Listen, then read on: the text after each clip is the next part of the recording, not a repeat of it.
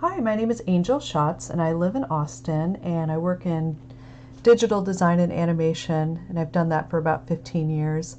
And more recently I've been able to transition into the analog world, and now I'm doing everything from foraging for farm-to-table restaurants to doing urban farming and facilitating art workshops.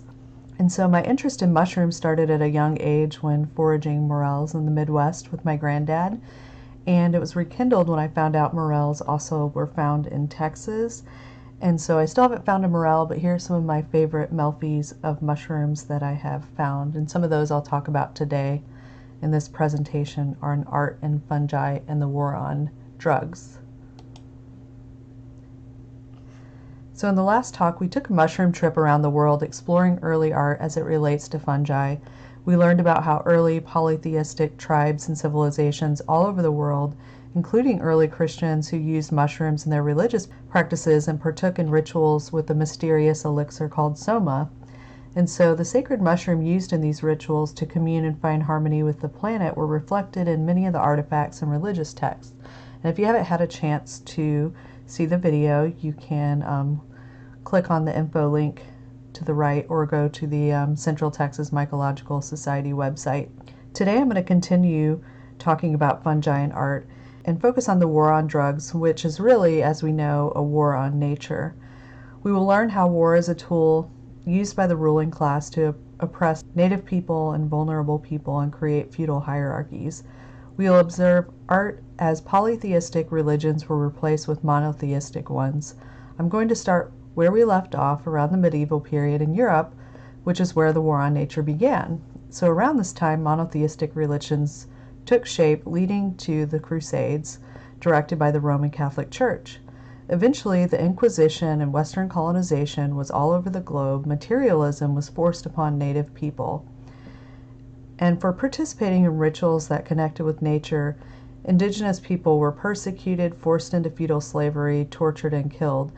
We will continue through the war on drugs into the 60s and 70s and in the 21st century, and look at how mushrooms were used in contemporary art, movies, video games, and more.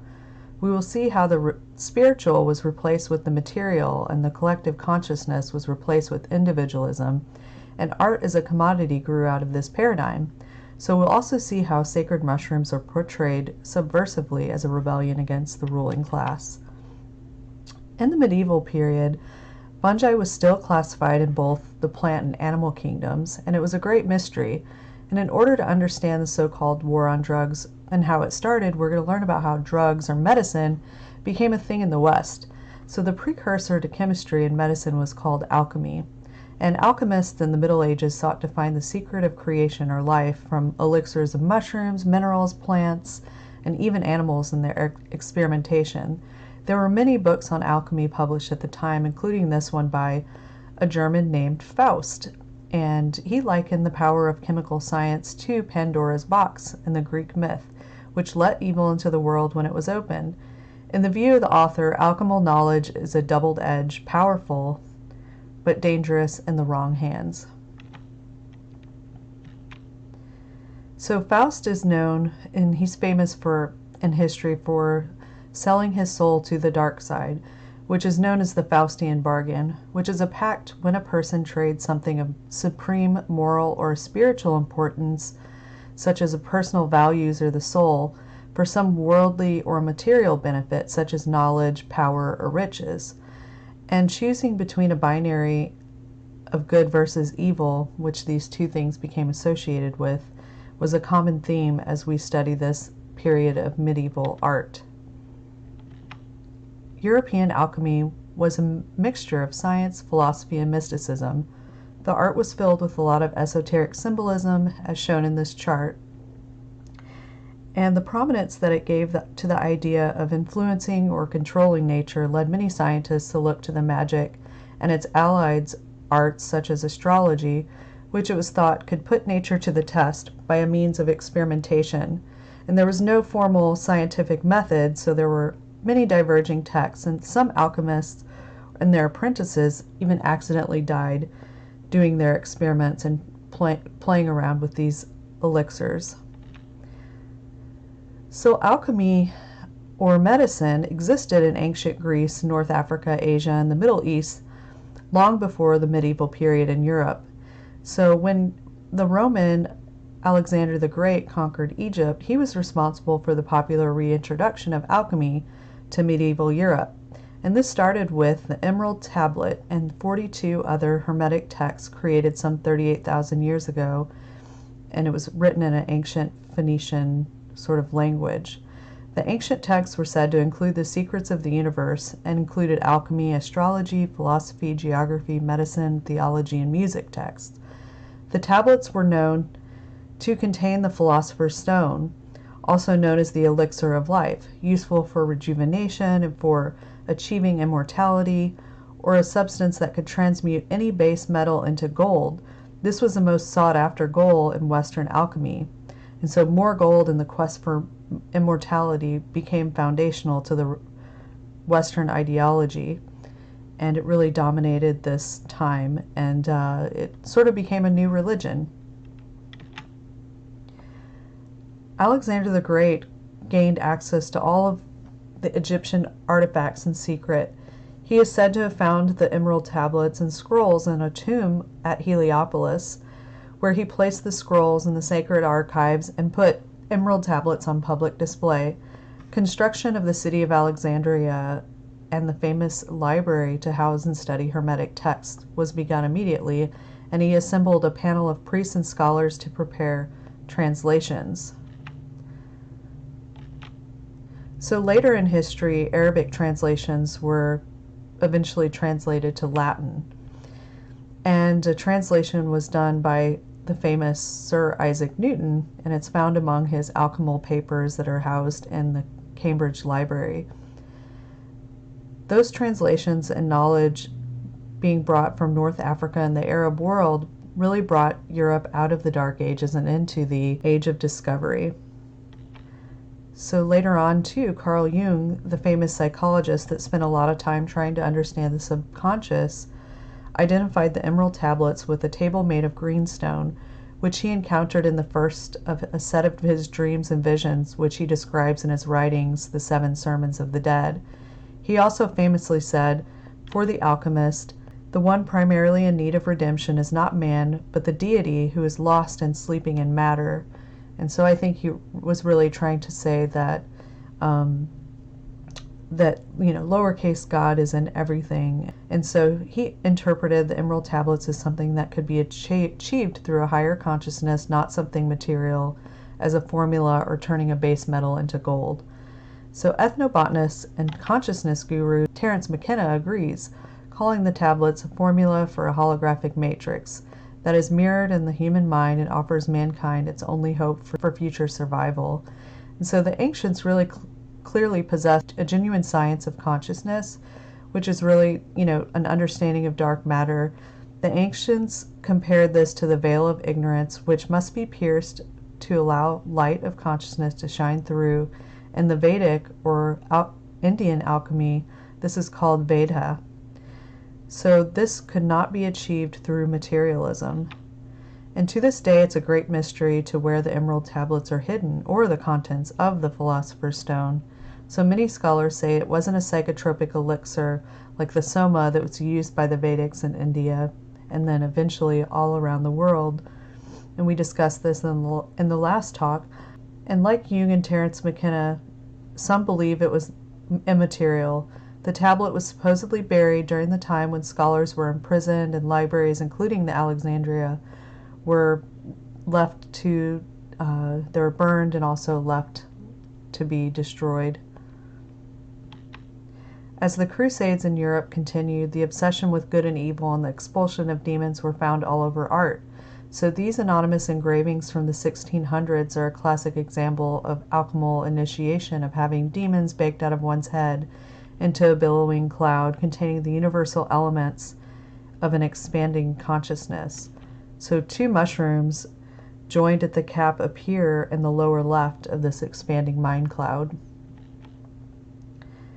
In this illustration from an alchemical book called The Book of Lambspring, we see a man intoxicated on Amanita muscaria mushrooms. He clutches one mushroom in his hand and he dances around holding his other hand in his forehead, as if the revelations are too intense. Behind him, a tree grows with spotted mushrooms. And to the right, we see the 12th century fresco that I presented in the first talk that's on a church in France that shows Adam and Eve at this tree of life that looks like amanita mushrooms. So we can kind of see how this similar motif continued through history. So since there wasn't a formal scientific process or some sort of peer review system, the practice led to a lot of divisions. Alchemy became associated with the so-called occult, and it was considered heresy and was even banned by the Catholic Church. So Galileo was even convicted of heresy for resurrecting the old Greek Copernicus theory that the earth revolves around the sun. And since Christianity and Judaism are paternal religions, that came into power after overcoming maternal religions. The Catholic Church thought of Galileo's heliocentrism as a revival of a maternal religion, because it implied that Mother Earth moves by itself and makes the sun the symbol of the Father God, that it would fall. And the English crown also feared the potential of the devaluation of gold should the Philosopher's Stone actually be discovered, so they made really high penalties for alchemy. We all know about Joan of Arc being burned at the stake and the witch trials that were held all over Europe and in the U.S. Some scholars believe that some of these so-called witches were hallucinating from ergot, a fungus that grows on wet rye. And one of the chemicals that are used in LSD is also derived from ergot. And so nearly all of the accusers that lived in the western sections in a Salem village is in a region of a swampy meadow, which was a breeding ground for this type of fungus. And so it was most likely consumed in some sort of ale or beer, is what we call it today. So psychotropic mushrooms and herbs were used in beer, or what were known as gruit ales, until about 1516, when the German government and the Holy Roman Empire implemented the Bavarian purity laws, or Reinheitsgebot. And this required that barley, hops, which is a sedative, and water only be used in beer. So this stamp here on the right, issued in 1983, commemorated its 450th anniversary. They were strictly enforced in many parts of Europe before the purity order. One of the ingredients in beer were psychedelic mushrooms. The fly-agaric mushroom, which was widely used in pagan rituals throughout Europe, offered a natural, easily accessible way to transcendental mythical awakening. Not only that, but magic mushrooms literally open up the human mind and can increase a person's cognitive power, neither of which helped the Catholic Church maintain its control over Europe. In 1986, the purity laws were eventually overturned. So over the past several years, there's been an explosion of beers with all types of edible mushrooms and other ingredients, such as the local Jester King beer, which contains oyster mushrooms. So while there are no beers on the market with psychoactive plants and mushrooms, it is possible with legalization.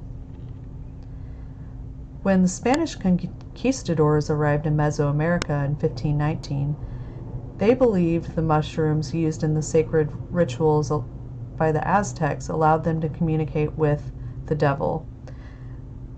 This made it easy to justify the death of many native people that were killed by torture and disease during the Inquisition. And here is a 17th century painting of the fall of the Aztec Empire. So now alchemy is mostly accepted as a precursor to modern chemistry, and many of the tools, formulas from this time are still used. The center symbol is of the caduceus, or the staff of Hermes, which is a modern symbol for medicine. And you can see here how it's derived from a lot of religious symbolry in early art. So we see two of the sort of, tree of life from various artists around the 12th century. So the height of mushrooms in art was the Baroque period in the second half of the 17th century, when still lifes became a very popular genre.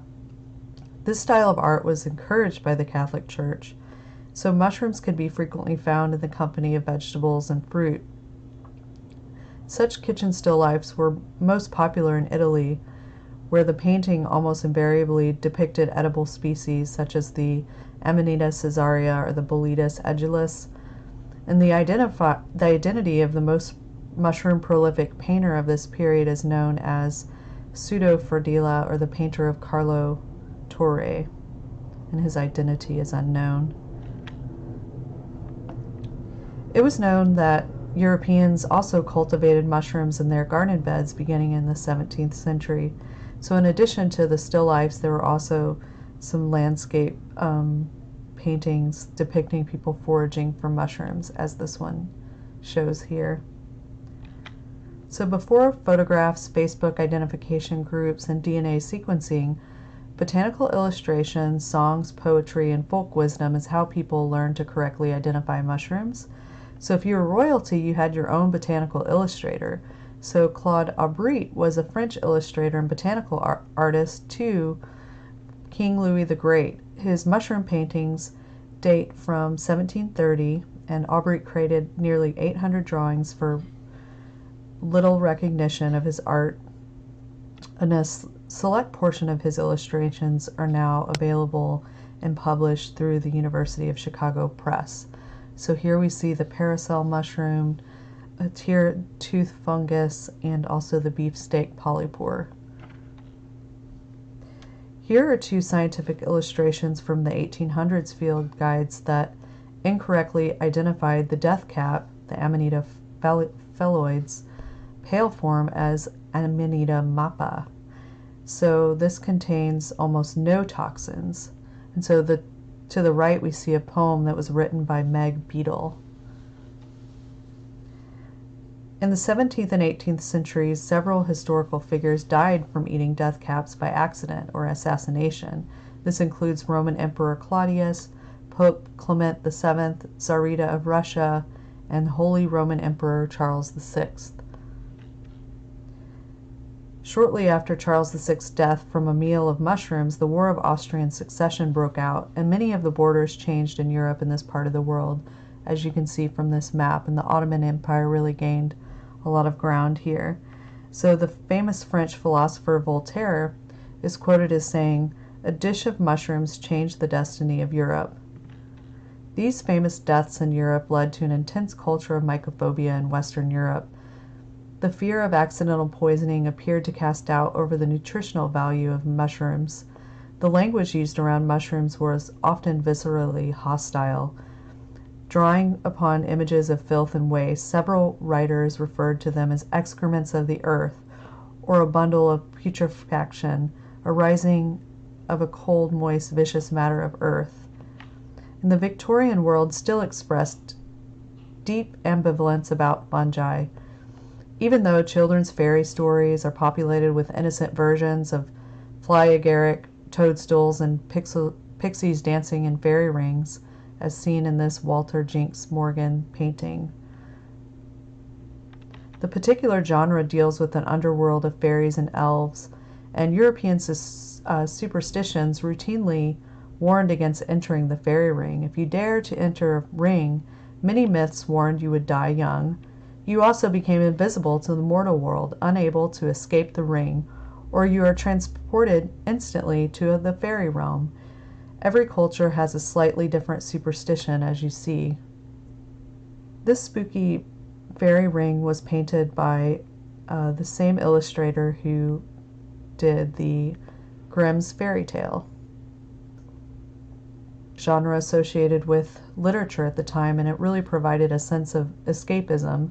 So many artists painted from scenes of the popular Shakespeare's A Midsummer Night's Dream. In a few paintings from the period, the fairies are dancing outside of the circle of mushrooms or around a single specimen. And this painting here is an example of that, and it also includes Amanita muscaria mushrooms. This was done by Richard Dickey Doyle, very folksy guy. And so Disney even got into the fairy game in 1940 with the Fantasia film, and at the time it was considered a masterpiece in animation and composition. It features dancing hippos, fairies, and mushrooms in a segment set to Tchaikovsky's Nutcracker Suite. The animators found inspiration in the movements of the mushrooms from the Three Stooges.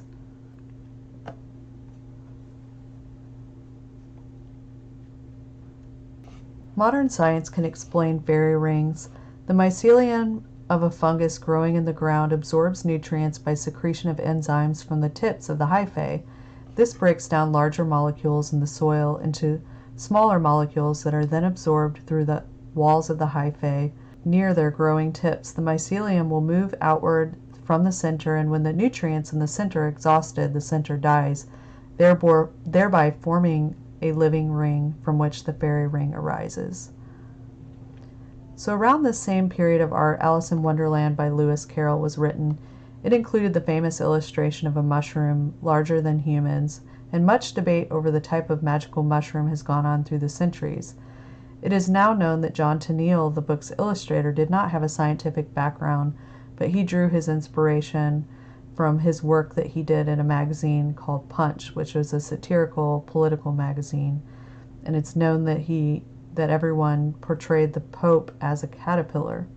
And so to the right is a photo from the Tim Burton Alice in Wonderland movie, where we see the mushrooms are Amanita muscaria.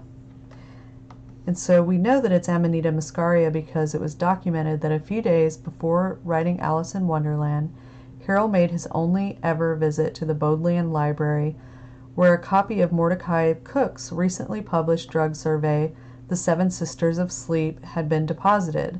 The copy of this particular book is missing the chapter on the fly agaric, or the Amanita muscaria, and the chapter was called In Exile of Siberia. And so we know Carroll was particularly interested in all things Russian. In fact, Russia was the only country he ever visited outside of Britain.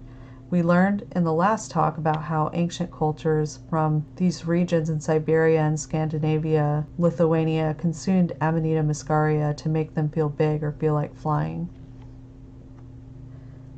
Criminalization and the use of substances from Cook's book continued through the Victorian period, and mycophobia and misunderstanding of mushrooms really didn't change until the French introduced mushrooms in haute cuisine, and this was imported into the U.S. during the early colonial period. So mushrooms were only used as condiment, and mushrooms were used to make ketchup, and it was also a purported favorite of Jane Austen. So Geo Watkins is a popular mushroom ketchup, also known as Victorian umami, and it's still a favorite in the UK and can be bought online today. It was also featured in the Downton Abbey cookbook. And this is to the info link to the right. You can watch a short video from a popular colonial reenactor showing how to make this 18th century mushroom ketchup. Tomatoes weren't used in ketchup until the 1830s, when it of course was sold as a popular medicine. In 1834, many doctors claimed their recipe could cure everything from diarrhea, indigestion, scurvy, jaundice, rheumatism, and due to these many false claims, the ketchup medicine empire collapsed, and Heinz filled in the spot with less bogus claims.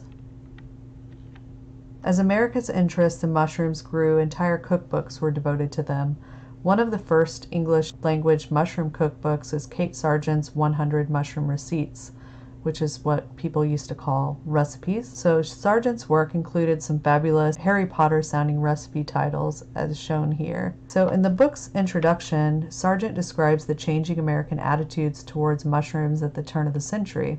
The general opinion in this country regarding mushrooms has been that, with one or two exceptions, all forms of fungus growth are either poisonous or unwholesome. But it is very gratifying to observe the change that is rapidly taking place in the public mind. Soon public opinion will acknowledge that it is an established fact that a great majority of the larger funguses, especially ones of those that grow in fields and other open places, is not only wholesome but highly nutritious. So there's a link to a PDF of this cookbook in the info section. The science of mycology was developing apace, and devoted amateurs were out in a field and woods collecting. But popular antipathy and misunderstanding of fungi dominated the sentiment. So here is a scientific illustration from 1890 from French scientist Adolphe Malot, and you can still buy these posters, and I see this graphic on a lot of t-shirts as well. So renowned children author and illustrator Beatrix Potter, who's famous for Peter Rabbit, was a close observer of the many details of nature and focused perhaps most notably on the secret world of fungi and lichens. And at the time when women had no right to vote and virtually no access to higher education, very rarely owned property, and were themselves considered property of their husbands, Potter became commercially successful writer, artist, using her royalties from her book and illustrations to purchase her famed hilltop farm. So Ernst Haeckel was an eminent German biologist, naturalist, philosopher, physician, professor, and artist who discovered, described, and named thousands of new species, mapped a genealogical tree relating all life forms, and coined many terms we now know in biology. His interpretations are very surreal, and the invention of the microscope allowed for even more abstract details that had never been seen before. Louis René and Charles Toulonsnais are two French brothers who explored the physiology of fungi through the microscope. A total of 61 black and white illustrations stand as a magnificent example of pictorial surrealism, unseeable to the naked eye. These works of art are incredibly beautiful and surreal, and this leads me to the next period of art, which is surrealism. And during this period, art started to react to the bourgeoisie class that brought on World War II in a revolution against society ruled by rational thought. The surrealists tapped into the superior reality of the subconscious, painting unnerving, illogical scenes, many times mixing the real with the unreal. Here are a few artists from that period who painted abstractions that look a lot like fungal shapes. So on the left here, I feel like these look like some like cordyceps or something. So yeah, you can. So Toyen, who was born Marie Sermonova, was a key member of the Czechoslovakian Surrealist movement. So she was born female, but he referred to himself in the masculine gender, which is why he is named Toyen, which can be translated into Czech as she's he. So Toyen depicted a cluster of fungi, oysters perhaps, emerging from cracks in a wall near a sketched outline of a fox whose foot is strangling a blue bird at the wall's base. In the second painting, you see a very realistic painting of morels with surreal floating hands in a tissue. This is how I feel since I haven't found morels in Texas. The surrealist movement was male-dominated and is often regarded as sexist, but it began to attract many women and became more gender-balanced as time went on. And many surrealists were forced underground during the Nazi occupation during the Second World War. So many artists worked as illustrators, and here's an example from a Soviet children's magazine called Merzilka from 1924. And the illustration shows anthropomorphized Amanita muscaria mushrooms with text that translates to, we are coming, we'll exterminate the entire bourgeoisie." So you can buy this shirt now online by searching Soviet visuals. Mushrooms was disturbingly used as a metaphor in anti-Semitic propaganda. So this book called Der Gifpilz, The Poisonous Mushrooms, was published by Julius Streicher in 1938, and the title alludes to how, just as it is difficult to tell a poisonous mushroom from an edible mushroom, it is difficult to tell a Jew apart from a Gentile. And the anti-Semitic book wanted to warn German children about the dangers posed by Jews in German society. And so you can really see like this particular artistic style, which was used in all types of propaganda and sadly is still used today.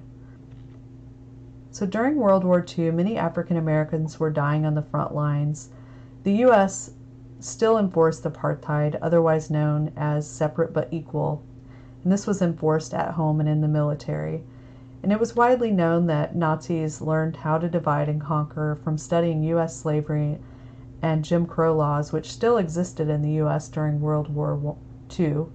And so to the right, you see a poem by Langston Hughes. It's part of a larger poem, but it really gets the point across that, we were supposedly fighting fascism in this war, but we were participating in the same thing that the Nazis were participating in.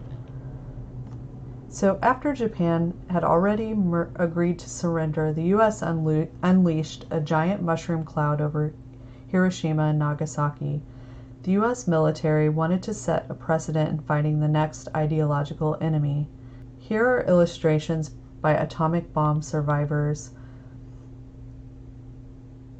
and are a chilling reminder of this crime against humanity. This was such a pivotal point in history that is worth mentioning, and you still hear anecdotes from journalists about mushroom foraging and finding old bombs in Eastern Europe and other parts of the world, and the disturbances of trenches left from tanks were actually this sort of ideal for mushrooms to go in and repair the soil. The U.S. likes to take credit for taking out fascism during World War II, even though millions of Russians died on the Eastern Front. Here is a famous colorized photo of the fall of Berlin. Regardless of the important alliance the U.S. had with the USSR during World War II, about 1,600 Nazi scientists, engineers, and technicians were secretly moved to the U.S. as part of Operation Paperclip, and so began the Cold War, the arms race, and the space race. The influence of this atomic era was found everywhere in design, art, and sci-fi literature. And here's an example from a children's science fiction novel, The Wonderful Flight to the Mushroom Planet, written by Eleanor Cameron. And in this book, fungi were portrayed as a foreign resource on a planet populated with little green people in distress. And it was so popular that there was even a follow-up, Stowaway to the Mushroom Planet.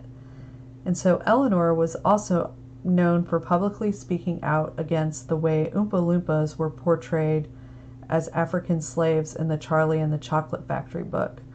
And so because of her publicly speaking out against this, along with other people, the Oompa Loompas were revised in a later edition. So Eleanor was not far off with her science fiction idea that there are planets ruled by mushrooms. And so there's a great video that you can watch online if you search for Prototaxides. And it explains like how this fungi, and here's an example of it shown as a fossil, is responsible for the land we live on today. This atomic age of visual arts included a lot of fear-based themes and phobias. Matango, which is a 1963 Japanese horror film directed by Ishiro Honda, is an example of that. And it was nearly banned because of the scenes depicting the characters resembled victims of atomic bombings. And so it's about a group of castaways on an island who are unwittingly altered by a local species of mutagenic mushrooms. And so we have to think about the fact that maybe these ideas like came from the fallout and fear that was the atomic bomb. And mushrooms being the ones that clean up the soil. The idea of a mutant mushroom is very not far-fetched. So before the 60s, the sacred or psychedelic mushrooms were not understood or common in the U.S. There were a few key events in popular culture that made psychedelic mushrooms ubiquitous in art and use. So in 1957, Life magazine did a cover story, Seeking the Magic Mushroom, which was a photo essay by amateur mycologist and J.P. Morgan publicist Robert Gordon Wasson describing his experience taking psilocybe mushrooms in 1955 during a Mazatec ritual with shaman Maria Sabina in Oaxaca, Mexico. And Wasson was one of the first Westerners to participate in this ritual. Him and his wife were fascinated with the differences in culture attitudes towards fungi in Russia And the couple even did a lot of research in that region, including Siberia, and published a paper called Mushrooms, Russia and History in 1957. And recently, through a FOIA request by John Marks, a writer, it was discovered that Robert Gordon Wasson's trip to Oaxaca was funded by the CIA's MKUltra project, and that Wasson was an unwitting participant. And so we know that during the Cold War, there's a lot of resources thrown at finding ways to weaponize nature. The CIA were looking for ways of finding chemicals that would get information out of people, destroy or control people's mind in order to delegitimize them and their beliefs. And we still don't know to the extent of this program because many of the documents were destroyed. And some of the findings on the MKUltra program are now dramatized in TV shows and documentaries. And one includes the first season of the popular Netflix show Stranger Things. And there's also a documentary called Wormwood on Netflix that also covers this issue. So One Step Beyond is a documentary-style TV show on ABC.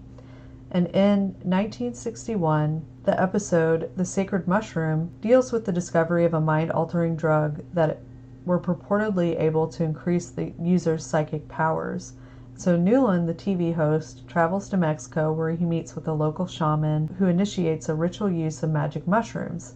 So this reality-based episode was somewhat controversial and was omitted from syndication, but you can now watch it now on YouTube. So after these major media events, and with additional help from people like Alan Watts, Timothy Leary, and the Beatniks, mushrooms and other psychedelics became ubiquitous and were found all over everything from yarn art, cookie jars, pot holders, blacklight posters, and more. In his memoir, author Tom Robbins talks about the impact of the Life magazine article on turning on Americans to psychedelic mushrooms, including himself. The Life magazine article sparked immense interest in the Mazatec ritual practice among the beatniks and hippies, an interest that proved disastrous for the Mazatec community in Oaxaca and for Marina Sabina, who's shown in the mural here. As the community was besieged by Westerners wanting to experience the mushroom-induced hallucinations, Sabina attracted attention by the Mexican police who thought she was selling drugs to foreigners. The unwanted attention completely altered the social dynamic of the community, and the community blamed Sabina, and she was ostracized and even had her house burned down. Sabina later regretted having introduced Wasson to the practice, but Wasson contended that his only intention was to contribute to the sum of knowledge. So mushrooms' popularity in art and use happened during the Vietnam War, and a lot of new classified evidence shows that federal counterintelligence programs, or COINTEL programs, weaponized and even distributed psychedelics to discredit and criminalize the anti-war movement. This eventually led to psilocybin being placed under Schedule I of the Controlled Substances Act of 1970. This started the war on drugs and eventually led to mass incarceration, and also known as the New Jim Crow, which we are fighting against today. There are now more African American men in prison today than were slaves in 1850.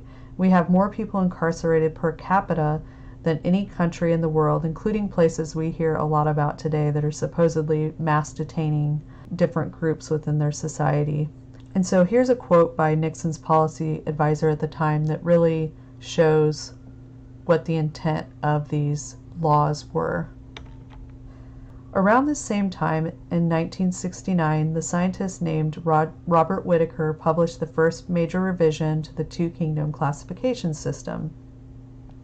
He proposed there to be 5 kingdoms, this meaning that fungi now has its own kingdom.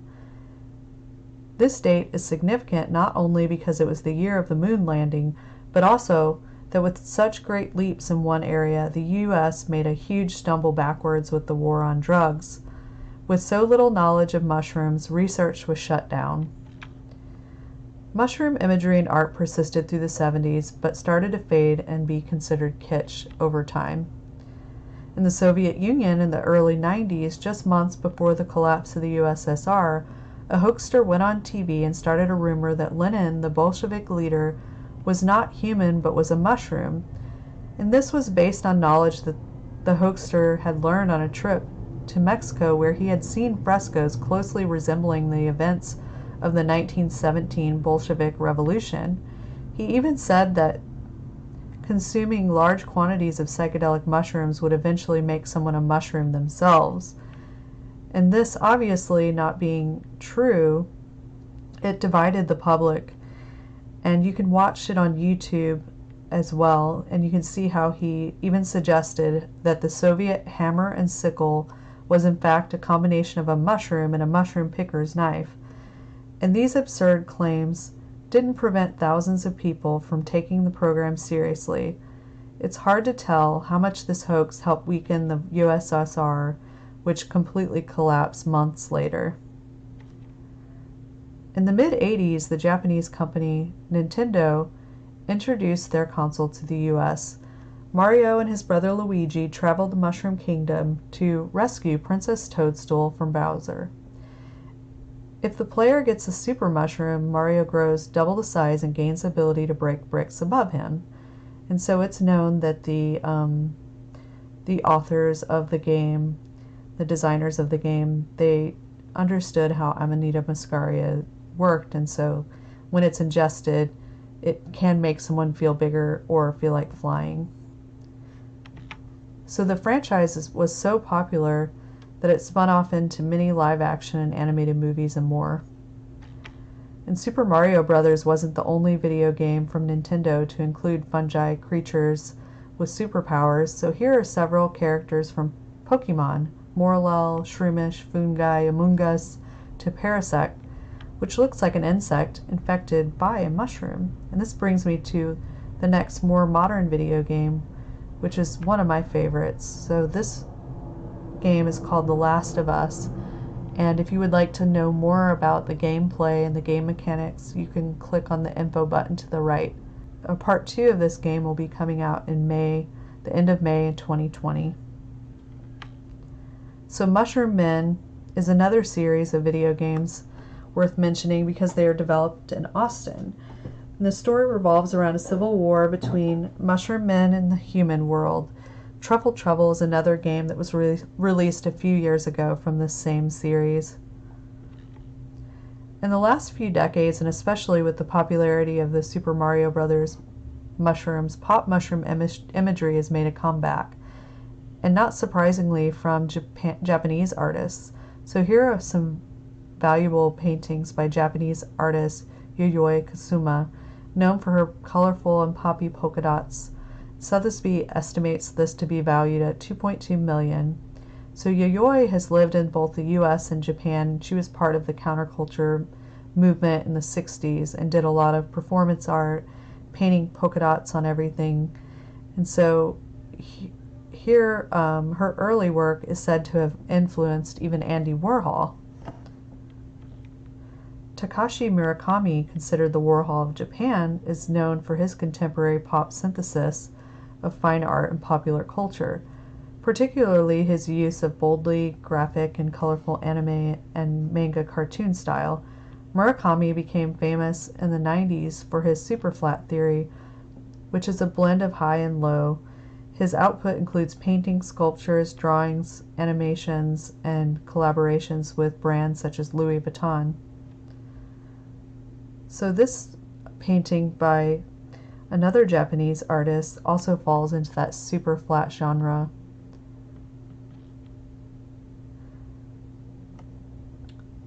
Twin brothers Simon and Nikolai Haas, known as the Haas brothers, run their furniture design and fabrication studio out of Los Angeles, and they also grew up in Austin, Texas. They created everything from set design to wearable art, masks for Lady Gaga, to gold leaf furniture for Louis Vuitton stores. And the furniture really blurs the line between art and design, as you can see from the pieces shown here. Based in Cambridge, Massachusetts, artist Amy Ross is interested in the idea of an artist as a mad scientist. She creates art that turns the natural world on its head, morphing flora and fauna together with curious hybrid creatures. This piece, titled Fairy Ring, mixes and matches different types of mushrooms in different types of bodies, anthropomorphizing mushrooms. These mad scientist inspirations really exemplifies the value of individualism in a material culture.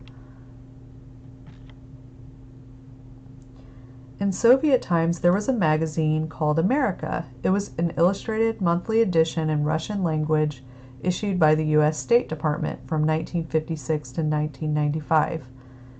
One of the articles in this magazine from the mid-70s was called The Most Delicious American Mushrooms, and it described the 17 kinds of the most exquisite mushrooms in America. And that's the starting point of this series of watercolor paintings by Nikita Shalini of the Ukraine, who also does a similar anthropomorphized mushroom-headed people style in the watercolor paintings. The paintings explore an imaginary mushroom culture embodied in real people, semi-fairy characters living somewhere in the middle of nowhere in Russian villages and fairy tale forests. They sprout from imagination and live their dreamy lives, seemingly free and equal, just like the mushrooms in America. Vladimir Grig's individual style originates from the Soviet print design from the 50s and 60s. His graphic series are often saturated with mysticism, characteristics of plots from Russian literature of the early 20th century as seen here. His graphic work even gets intricate glass beadwork as seen here in this piece where an amanita is anthropomorphized in a library. This whimsical installation by Melissa J. Craig of books shaped by Amanita muscaria plays with people's mycophobia and mythical relationship with fungus. The artist parallels that books can be an agent of change much like mushrooms can be. So using his training as a scientist and his work as an artist, Karsten Haller's primary concerns relate to the nature of human perception and self-exploration. He has undertaken many projects that invite user participation and interaction while questioning human behavior, perception, and logic. His laboratory of doubt, embodied in objects hanging from carousels, slippery slides to upside-down mushrooms, often playful, hallucinatory, and darkly humorous, in order to provoke an experience and reflection. So Reality's Allegory, which is a painting by Covini, explores a kind of lost paradise, an ancient and fantastic place inhabited by exotic flowers, wild animals, and mushrooms. Known as a master of figurative symbolism, Covini brings opposite elements together, creating new realities that are not subject to any logic. Anton Korbatov is a young Russian digital artist that paints immersive sci-fi inspired mushroom landscapes. So these are some very conceptual style art pieces that are done digitally. So here's a modern interpretation of the bead mushroom cave drawing from Africa done by San Francisco artist John Speaker. We talked about this cave painting in the last video, and it was interpreted by anthropologists as a mushroom shaman buried in his clothes, and when unearthed sometime later, his body was covered with tiny mushrooms growing in his clothes. Interestingly enough, a modern TV show episode included a plot line with some of the similar art direction. So the characters from the TV show Hannibal are hunting a killer who is burying his victims alive, so they will become fertilizer for his garden of fungus. The killer turns out to be a pharmacist named Eldon Stamets, who seeks out diabetic patients, and he replaces their insulin with a high dosage of sugar, which makes them a great substrate for mushrooms. The sight of the mushroom patch with human hands and faces frozen in terror is a nightmarish, surreal gore, and it's not nearly as beautiful as the mushroom cave painting that we saw before this. So bringing things back to the sacred mushroom, which is still used today in Oaxaca despite the U.S. bringing the war on drugs. And so here's a beautiful tapestry from a friend of mine from Oaxaca who shared the work of his father, Mario Bautista Martinez. And the mushrooms represent the underworld, and it is inspired by the art of the Mexidas and the indigenous people of the Oaxaca Valley, who were once the rulers of the Aztec Empire. And so in this painting you see mushrooms underneath the soil or underneath the flowers, or also part of these like bouquets of flowers. So Becca Boyle is a botanical watercolorist from Barcelona, Spain, and she began watercolor painting in 2018. And she has a very nice aesthetic and use of color.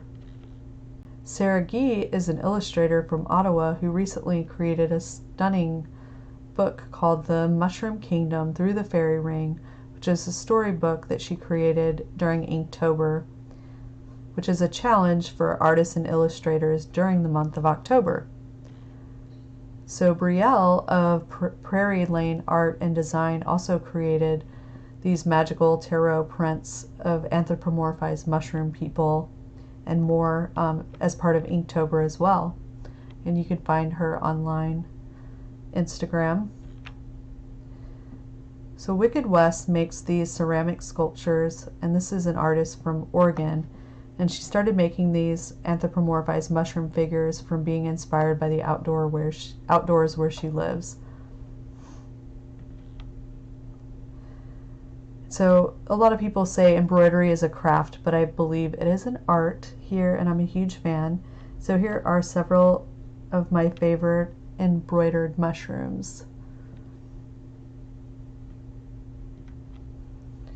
So Metropole Parasol is a wooden structure located in Seville, Spain.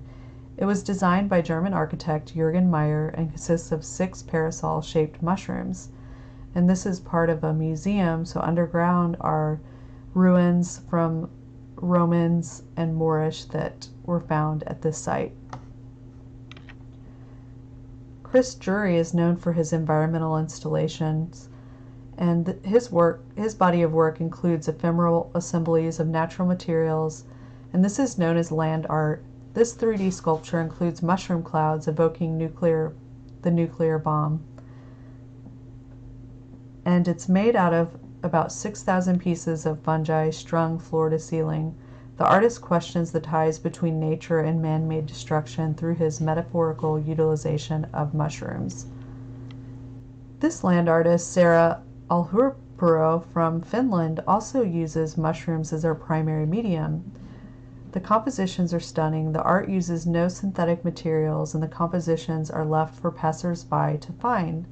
She finds the forest as her temple in her art studio. So snow mushrooms are not just delicious fungi and also good for your skin. It's also a great medium for land art. And I know that we don't get a lot of snow here, but if you live in a place where there's a lot of snow, get inspired by these sculptures. And as I was researching snow sculptures, I came across a natural snow formation. And so these photos were taken in the 70s at Glacier National Park. So snow mushroom formations begin with a tree, fallen or felled, that leaves behind a wide stump a few feet in height. In the winter, these stumps start accumulating snow, and in Glacier National Park, the snow falls heavy and fast, as much as 12 inches an hour, and it's sometimes averaging 48 feet in a total over the course of the winter. When the winds calm, the result is that the snow gathers around the top of the stump, as seen in these photos. So Christian Nagel is a British street artist known for his oversized mushroom sculptures made from polyurethane, which he places high upon buildings, and they stretch from as far as London, New York, Barcelona, Berlin, Cape Town, and Los Angeles. I'm assuming everyone's familiar with Banksy, the mysterious street artist. This famous street art from London speaks for itself. I had a hard time finding information about, when it was installed and that sort of thing, but I could find, I was like flooded with all types of merchandise from websites like Walmart, Amazon. I could get prints of it on a bag, you know, canvas prints, pillows, you name it. So here is a glow-in-the-dark street art installation that was done, and I found it on online. And so they have a really great time lapse of this installation that I'll link to on the right. So here are a few mushroom-centered street art pieces from Austin. And so to the left here we see the a toadstool sort of abstraction that's from a painting that was at the Hope Street Art Project. And so this was removed about a year ago, but there's photos of it online that you can find. And to the right is another popular street art painting that reminds me a lot of the shamans from Siberia. And so I know she's a Tejano rockabilly babe, but I like to think that the motif definitely came from the shamans that also wear the polka dots. So it somehow made its way into the rockabilly motif. So Leon Keir created this 3D street painting, which is called Virtual Transition. And so he's portraying this sort of fungi powering, you know, the Earth's internet powering the digital world. So lastly is a sound mixed media installation from Mycelium Network Society, which includes groups of artists and biohackers from all over the globe, with names like Radio Mycelium and Microphone. So this installation taps into the sounds of Ganoderma reishi using a custom signal processors and contact microphones. These electronic devices detect changes within the living mycelial atoms and transmit this information across radio frequencies, which is spatialized and experienced as audio within the installation. And the results is what is described as a kind of biotech organism, a kind of acoustic creation that makes sounds like many biological organisms have. And so if you're interested in watching this video, just click on the link to the right. So we know as we learn more about fungi kingdom, we have learned that they are an excellent bioindicator of environmental pollution. And so the accumulation of radionuclides by mushrooms, which are then consumed by humans or livestock, can pose a very radiological hazard. And so we've seen the news stories about radioactive mushrooms and animals in zones where there have been nuclear disasters such as Chernobyl and Fukushima. And so I found that this art project was very effective in giving mushrooms another sense that humans can understand. So with this new auditory sort of sensibility, I feel like it's giving the fungi kingdom the ability to be heard. They're trying to tell us something, that's for sure.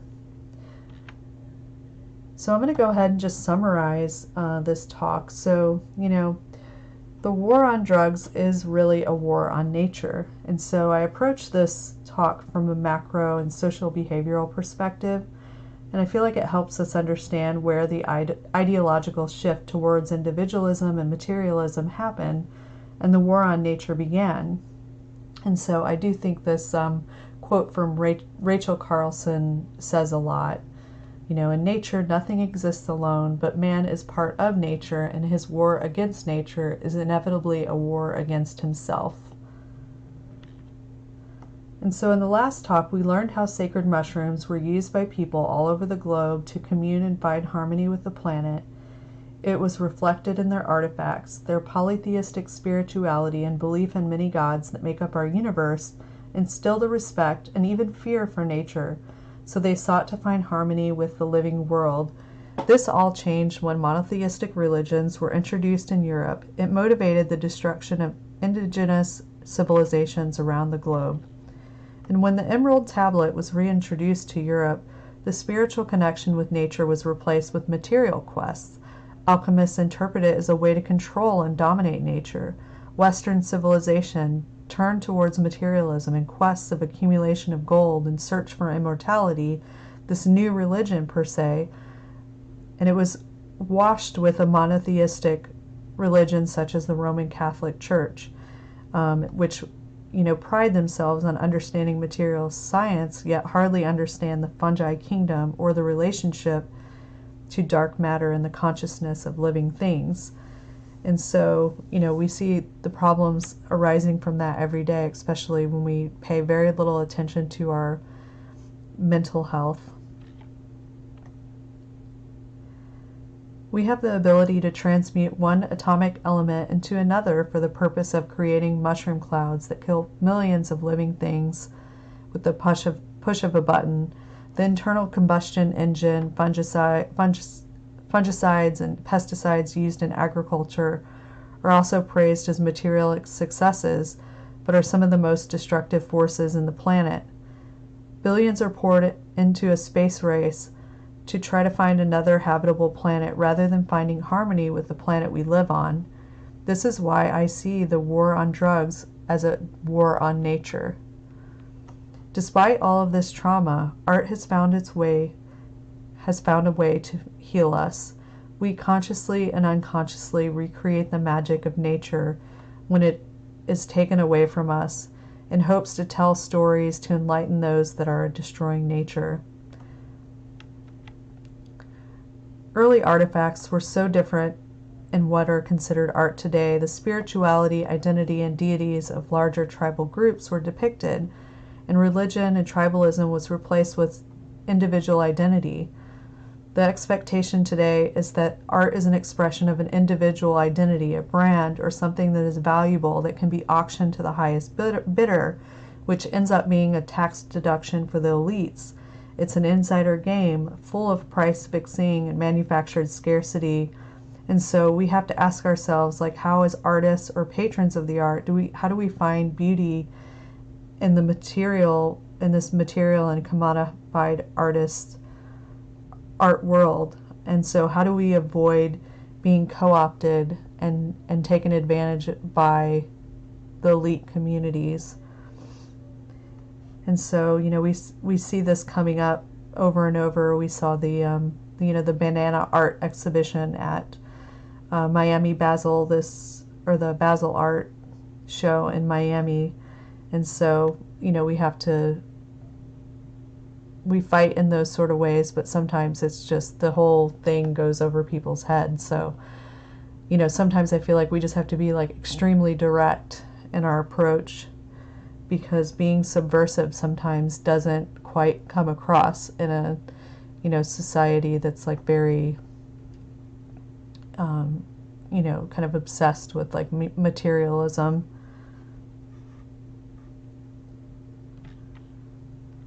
So we've looked at art from mycophilic and mycophobia cultures. So maybe think about what are some of the differences that you saw. And for me, I noticed, in mycophobic cultures, there were a lot of mythical and superstitious themes in the paintings and art. And in the cultures where they were mycophilic, there was a greater appreciation or almost a frustration that people didn't interpret them and understand them in the right way. So trying to bring people in the fold into understanding the art. And so one other thing that I think about a lot in art is how, as artists, how do we find harmony in doing our work when so many of the tools and materials can be very destructive to the planet. And so I wanted to show a couple of different styles of art. There's some things that use some really destructive materials, these poly-based materials, such as the mushrooms that were shown on top of buildings. And then, we can use actual materials such as mushrooms themselves and use them in an ephemeral way to where they, we try to use things that break down and sort of seek harmony with nature. And so the next part of my talk will be about using fungi as a medium in art. And so we'll look at everything from people using the scent of mushrooms to the sound of mushrooms to even using mycelium to grow furniture and build buildings. And so there's a lot of really great things. And here's an example of a project of people using mycelium and showing the natural occurring bacteria and fungi on money, like what it does whenever it's cultivated, put into a cultivated environment, like how it breaks down. So a very good metaphor. So definitely stay tuned. You can follow me on Instagram at forage.atx or stay tuned on the Central Texas Mycology Society website online. All right, thank you for listening.